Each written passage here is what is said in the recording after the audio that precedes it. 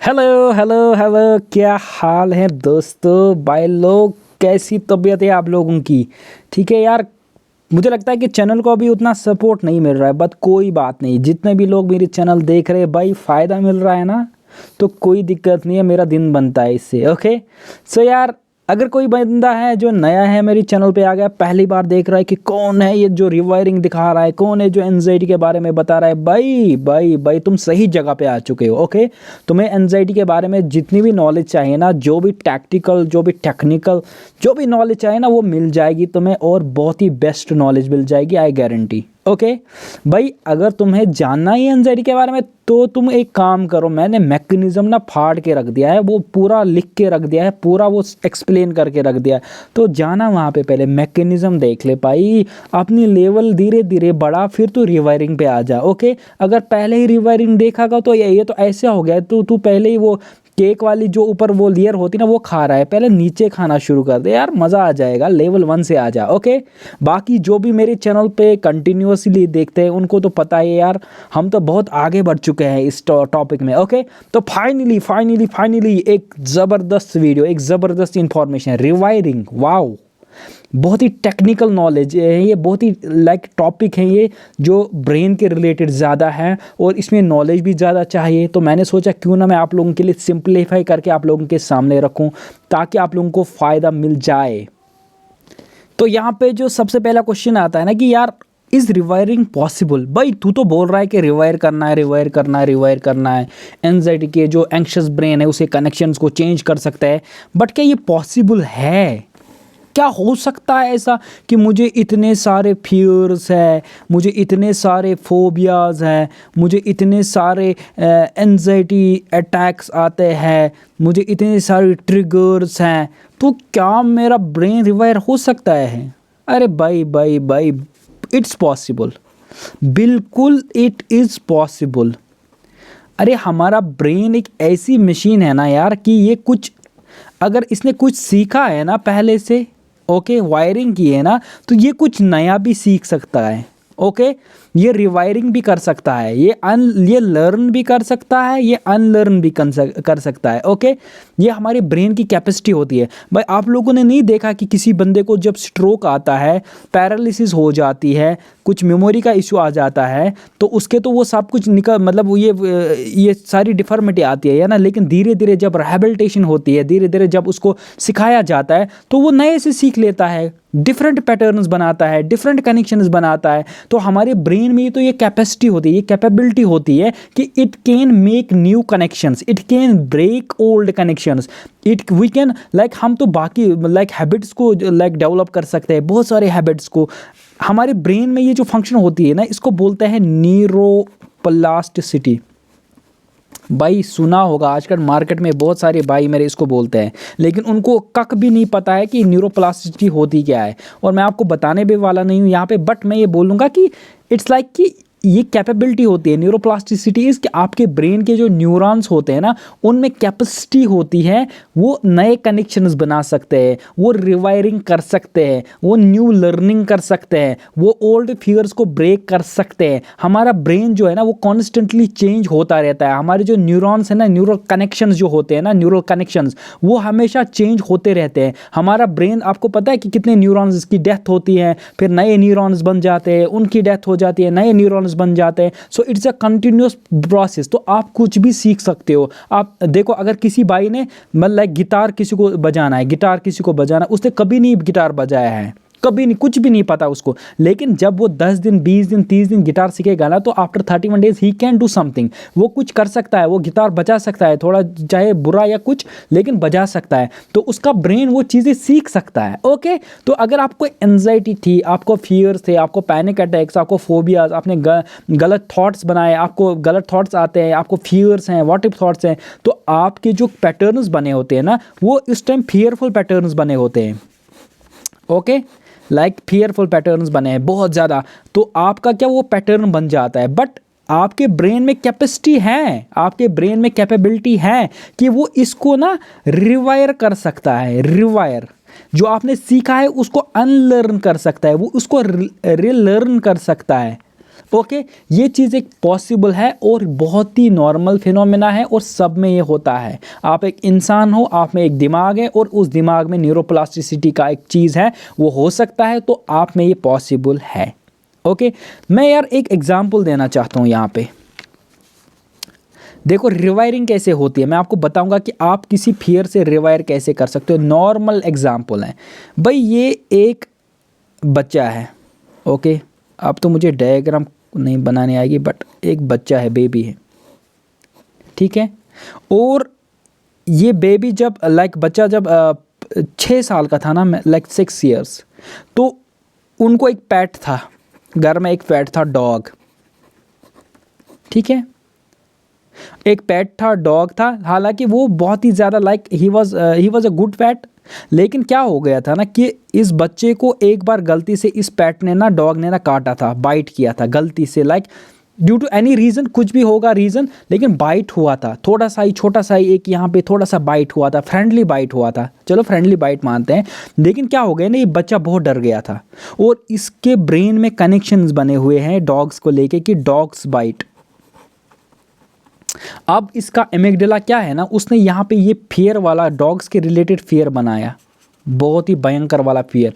और अब जब ये डॉग होता है इसके सामने, तो बच्चा रोना स्टार्ट करता है, चिल्लाना, क्राइंग, उसको वो शिवरिंग हो जाती है, चिल्लाना शुरू करता है, क्योंकि उसका ब्रेन उसको एफिलेट करता है उस पेनफुल मोमेंट के साथ जब उसको डॉग बाइट हुआ था। ओके, तो इसका मतलब है अब इसने यहाँ पे ये कनेक्शन बनाया कि dogs they bite, they are not good, they are dangerous, they can kill you, ऐसा उसने इमेजिनेशन बनाई, ठीक है। लेकिन अब क्या करना है ना कि ये बच्चा अगर इसको अब रिवायर करना है ना, इसको अगर सीखना है कि यार नहीं यार, हर कोई डॉग बाइट नहीं करता है, okay, they can be friendly, क्योंकि आपका पेट है तो इट मीन्स वो फ्रेंडली है। तो अगर इसको ये डर ख़त्म करना है, इसको रिवायरिंग करनी है ना, तो इसको अनलर्न करना पड़ेगा, रिवायर करना पड़ेगा। और रिवायरिंग क्या होती है, रिवायरिंग कैसे कर सकते हैं? रिवायरिंग होती है through experiences, through experiences and exposure, through experiences and exposure. भाई आपको क्या करना है ना, अगर इस बच्चे को कुत्ते का डर ख़त्म करना है ना, तो इस बच्चे को लाओ और इस कुत्ते को फिर से लाओ, डॉग, ये डॉग है, आए कितना कैसे डॉग बनाया मैंने। आपको इस बच्चे को एक्सपोजर करना पड़ेगा स्टेप वाइज में, step, not abruptly, step wise में करो। पहले इसको इसके सामने मतलब दूर से दिखाओ कि वो देखो डॉग है वहाँ पे, फिर उसके सामने नज़दीक, ज़्यादा भी नज़दीक, कुछ डिस्टेंस पे लेके जाओ। फिर ऐसा करो कि इसको बोलो कि हाथ से इसको टैप करो। फिर कुछ देर के बाद इसको बोलो कि इसकी जो रोप होती है, चेन होती है, उसको पकड़ो, day by day, day by day. तो क्या होगा ना, पहले बच्चा डर जाएगा, जब आपको दिखाओगे ना वो बोलेगा नहीं नहीं नहीं, लेकिन आपको क्या करना है ना, उसको एक्सपोजर करना पड़ेगा दिन बाय दिन, by day by day, day by day. और बच्चा day by day, day by day, day by day comfortable होना शुरू हो जाएगा। ओके, उसको लगेगा कि नहीं यार, मैंने तो उसके सर पे ऐसे किया तो कुछ नहीं किया उसने, उसको लगेगा मैंने इसकी चेन तो पकड़ ली लेकिन इसने तो कुछ नहीं किया। उसके बाद जब 10 दिन होंगे, 15 दिन होंगे, 20 दिन होंगे, तो एक दिन ऐसा आएगा कि वो बच्चा इस कुत्ते से डरेगा नहीं, डॉग फियर डिक्रीज हो जाएगा। भाई अभी तो यहाँ पे बहुत खतरनाक फियर था कनेक्शन से, लेकिन यहाँ पे अब 10-20 दिन के बाद, एक्सपोजर के बाद, जब हमने इस बच्चे को कुत्ते के सामने रखा, बार बार रखा और उसके साथ एक्सपोज किया, तो इसको डर क्यों कम हो गया? इसको बोलते हैं रिवायरिंग।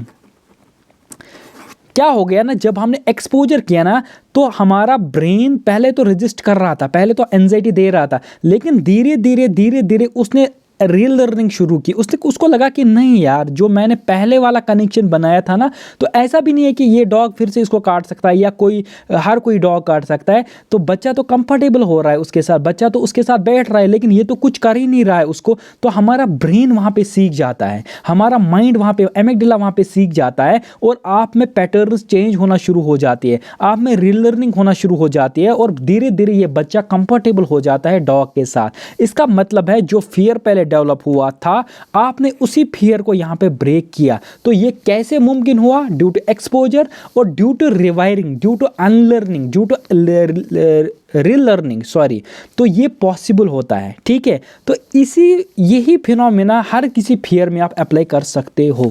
भाई मेरे जो एंजाइटी में होते हैं ना, उनको बहुत ही फियर्स होते हैं, उनको बहुत ही फोबियाज होते हैं, उनको काफ़ी ज़्यादा मतलब सिम्टम्स के फियर्स होते हैं, जगहों के फियर होते हैं। यहाँ डर लगता है, वहाँ डर लगता है, इधर जाने से डर लगता है, लाउड नॉइज़ से डर लगता है, कोई चिल्लाएगा उससे डर लगता है। भाई तुम्हारा एमिगडाला, तुम्हारा जो ब्रेन है, वहाँ पे पैटर्न्स बने हुए हैं, उसके रिलेटेड बहुत ज़्यादा पैटर्न्स बने हुए हैं, और you are fully capable to break those fears and to make new connections.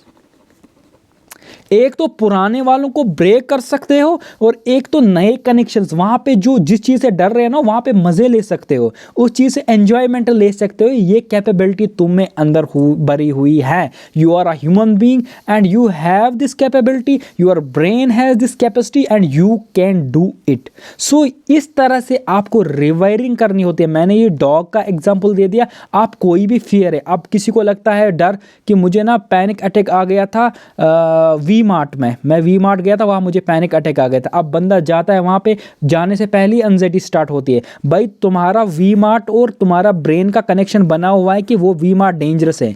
अब वहाँ पे पैटर्न्स बने हुए हैं, तुम्हें अगर उसको ब्रेक करना पड़ेगा ना, तो तुम्हें वी मार्ट में ही जाना पड़ेगा, तुम्हें वी मार्ट में ही एंजाइटी आएगी, और तुम्हें उसी मूवमेंट में खुद को एक्सपोज करना है। और तुम्हारा एक्सपोजर जब होगा तो तुम्हारा ब्रेन रिलर्न करेगा, वो सीख जाएगा।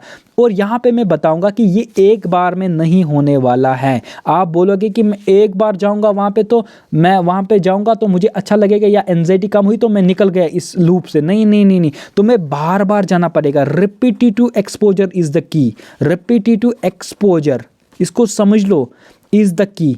जिस बच्चे को हमने कुत्ते के सामने रखा ना, तो मैंने 1 महीने का एग्जाम्पल दिया था। पहले उसको दूर से दिखाया, फिर उसको सामने लाया, फिर उसको बोला कि इसके सर पे ऐसे ही करो, फिर उसको बोला कि इसकी चेन पकड़ लो, फिर इसको बोला कि नहीं पापा के साथ अब जाओ, इसको थोड़ा सा वॉक करने के लिए जाओ, फिर उसको कंफर्टेबल रखा, फिर बोला इसको फीडिंग करो, फिर बोला इसकी थोड़ा सा वो इसको वो साफ करो, उसको थोड़ा सा वो क्या बोलते हैं उसको, इसकी केयर करो। तो धीरे धीरे धीरे धीरे स्टेप बाय स्टेप आपका ब्रेन रिवायर करना शुरू करता है। आप कनेक्शंस बनाते हो कि नहीं ये डेंजरस चीज नहीं है। तो आप एक ही बार में मिरेकल नहीं कर सकते हो। देखो क्या होता है ना, जब भी कोई फियर होता है ना, फॉर एग्जांपल आपको वी मार्ट या किसी जगह पे डर लगता है, आपको किसी चीज़ से फियर लगता है, तो एक बार आप गए ना वहाँ पे, डर लगा, एंजाइटी कनेक्शन बन गया। दूसरी बार गया, डर लगा, एंजाइटी कनेक्शन बन गया। तीसरी बार गया, एंजाइटी के डर लगा, कनेक्शन बन गया। आपने थॉट्स बनाए उसके रिलेटेड, कनेक्शन बन गया। आपको इमेजिनेशन आई, कनेक्शन बन गया। तो ये तो डर वाले कनेक्शन है ना, तो एक बहुत ही बड़ा स्पाइरल बनता है। तो आप कैसे ये सोच सकते हो कि मैं एक ही बार जाऊँगा तो ये सारा कनेक्शन ब्रेक होगा? नहीं होगा, क्योंकि बहुत सारे न्यूरॉन्स उस टाइम वो फियरफुल न्यूरॉन्स बने हुए होते हैं, तो उनको ब्रेक करने में, उनको रीलर्न करने में टाइम लगेगा। तो इसीलिए repetitive exposure is the key to rewire your anxious brain. अपने ब्रेन की रिवायरिंग के लिए repetitive exposure is the key. Your brain has the capacity to rewire. ये कर सकता है रिवायरिंग, बहुत ही पॉसिबल है, साइंटिफिकली पॉसिबल है, और ऐसा होता है, हर किसी में होता है।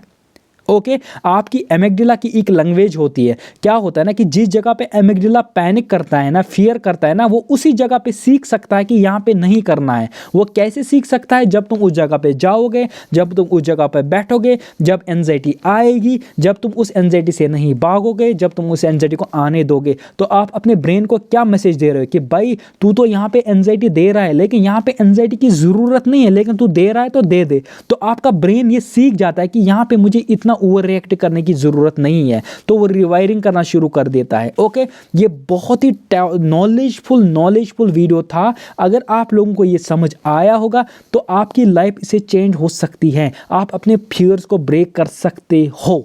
ओके आई होप आप लोगों को ये वीडियो अच्छा लगा होगा। अगर किसी बाइक को मेरे चैनल पे पहली बार आया तो सारी वीडियोस देख लो। सेकंड, लाइक करो, शेयर करो, सब्सक्राइब करो, अपने दोस्तों को भेजो। और जो मेरे साथ बात करना चाहता है, इंस्टा की लिंक पड़ी हुई है वहाँ पे, तो मुझे मैसेज कर सकता है। I will reply there. So see you in the next video. तब तक के लिए tata, bye bye, good bye.